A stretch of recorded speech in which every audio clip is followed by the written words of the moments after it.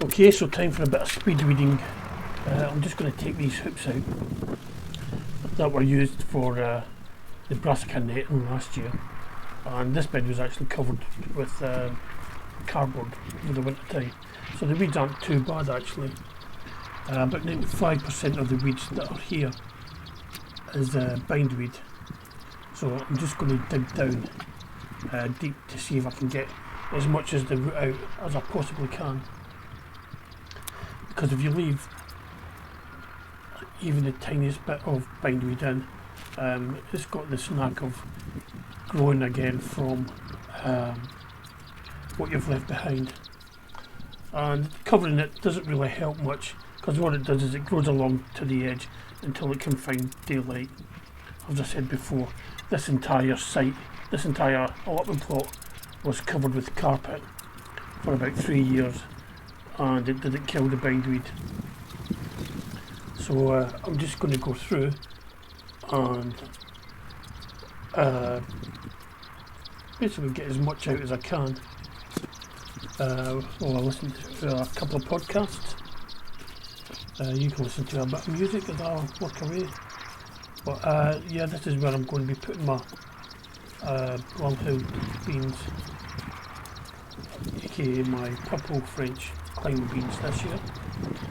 So I'm going to clear this bed, then stick the canes up, then plant the beans. So I'm just going to crack on with it now.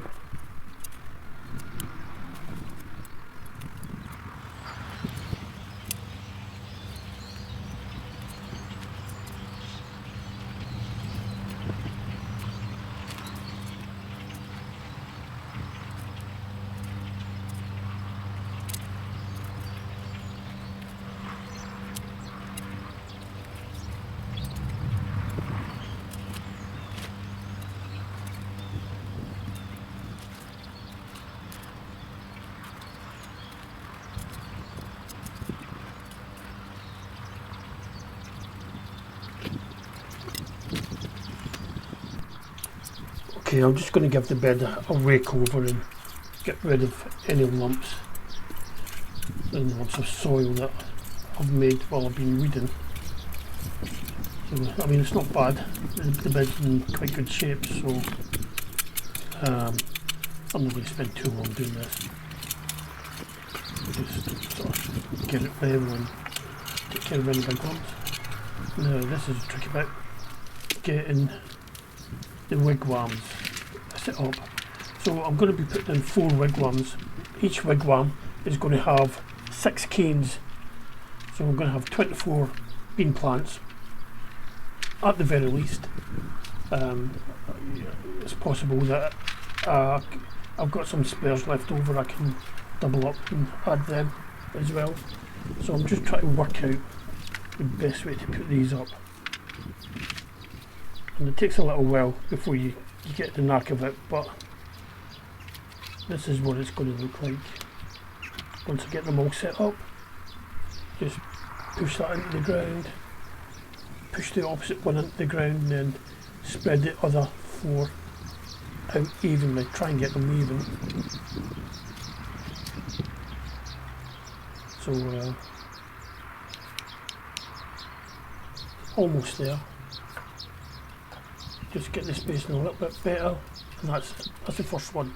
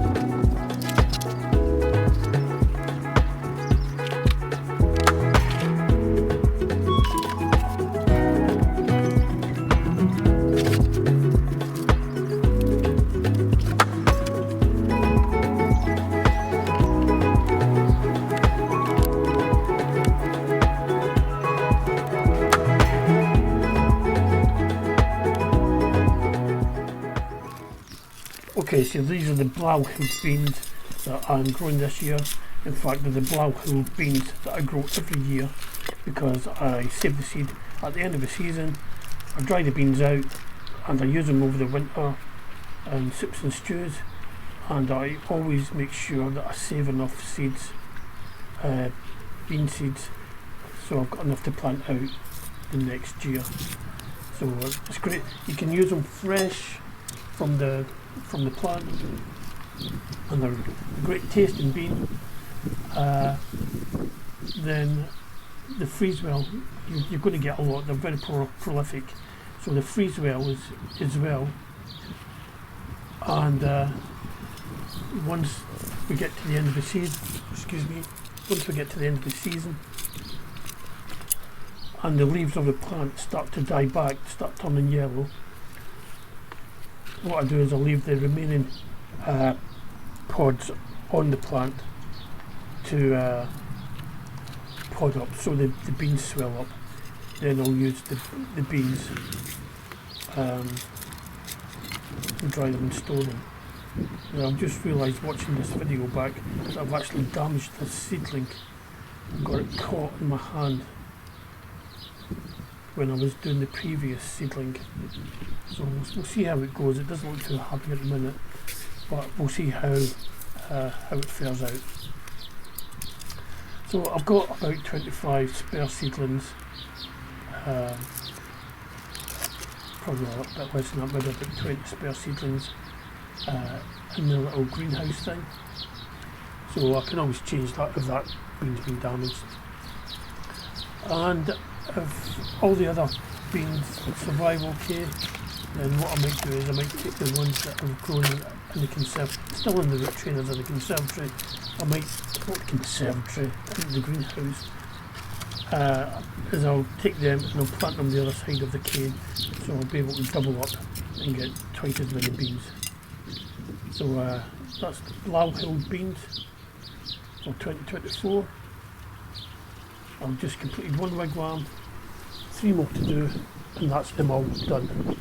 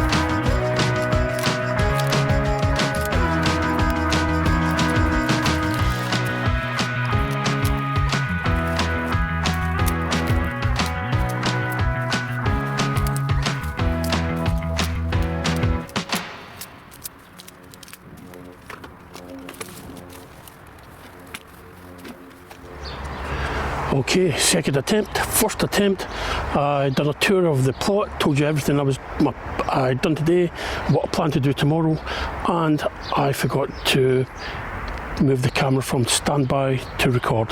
So I'm going to go again. I'm going to do a quick run around the plot, show you everything that's been going on today and what I plan to do tomorrow. Just let me turn the camera around. Right, I went round all the beds and I trimmed right up to the wood to get everything down. So get all the grass down, trying to make sure I don't leave any hiding places for slugs. I've emptied all the slug traps. Easily got over 120 slugs, and that's since last night. And they've all been they've all gone to the slug graveyard over that wall. Any other slugs or snails that I've found, they have been helped over the wall by Air Express. I've got 3 beds left to weed. I've got that bed where my broad beans are going to, not my broad beans, runner beans are going to go. I've got this onion bed which needs a weed, and the sweet corn cage needs a weed. Now there's actually a tarpaulin in that sweet corn cage, so I'm hoping a lot of those weeds are just growing around the edges, and it's not going to take too long to weed. This brassica bed got weeded. You probably saw me take the last of the purple sprouting broccoli out, so it's been given a weeded. I've got 1 bag left of farmyard manure, so I'm going to go down to Wickes tomorrow morning, get 3 more bags of that. I'm going to put 2 bags on each side of this bed. I'll also get some more compost, and I'll earth up the potatoes in the pot, which is up at the back of the allotment. So I've trimmed, I've weeded that bed. What else I've done? Oh yeah, beans. So I've weeded this bed and put all my beans in. I do have some spares, so if any of these get slugged, I can add some spares. I might put some slug pellets on these before I go home. This bed is cleared out, weeded, and I've put 2 bags of farmyard manure in here, and I've done the brassica shuffleware. I've trampled it all down, get rid of any air pockets. Tomorrow I'll be putting cabbages and cauliflowers in here. Also on the plan tomorrow is put tomatoes in here. My tomatoes are not very big, but I want to get them in the ground. I think they've got a better chance of growing in the ground rather than sticking in the pots. This needs weeded. This is going to be for my runner beans. Broad beans are doing okay. If I come along here, put a beer trap in here. It was filled up this morning, put it in last night, it was filled up this morning, so that will stop. I'm hoping it will stop slugs and snails attacking everything that I put in here. These are my spare beans, maybe about a dozen of them. I'll keep them as spares at the moment to go in if any of those other ones in the ground get slugged, then I've got some spares to put out. This is Delilah's pumpkin, small pumpkin she got from someone. She did have another one, but as I says, things have been getting a habit of getting slugged in here. I put a chocha plant in the ground. It lasted 24 hours before the slugs took it out. In fact, I came back the next day and there was a slug on the last leaf. So the slug got punted over the wall, and the next day I came up, there was no leaves on it at all. So I did have 2 spares, which I left over there in that tray. So I went to get one of them to put in, and there was nothing left of them. They'd been eaten as well. So the achocha is really, really popular with the slugs and snails. There was 4 seeds left in the bag, so I've planted them up. I've put the bags of potatoes on top of carpet and would raise them up, just take them off the bed, just to see if that helps with the slug and snail problem. This has been decimated by the slugs and snails. I always thought the leaves were poisonous to them, but apparently not. The slugs like it for some reason. Well, I think that's everything. So I think that's everything. I'm going to pack up now, head home. Got curry for tea tonight, it's already made, so I don't need to do any cooking. I just got to heat it up. But I should be back up here tomorrow. I'm going to stop by at Wickes first thing, get the stuff I need from there, and then come up here and start putting brassicas in the ground. So thanks for watching. If you feel like subscribing, please feel free to do so. It's absolutely free, doesn't cost you anything. And if you want to leave a comment, please do so as well, because I always try and reply to any comments I get. So that's everything from John at Plot 55 for today. I'll see you again tomorrow. Bye for now.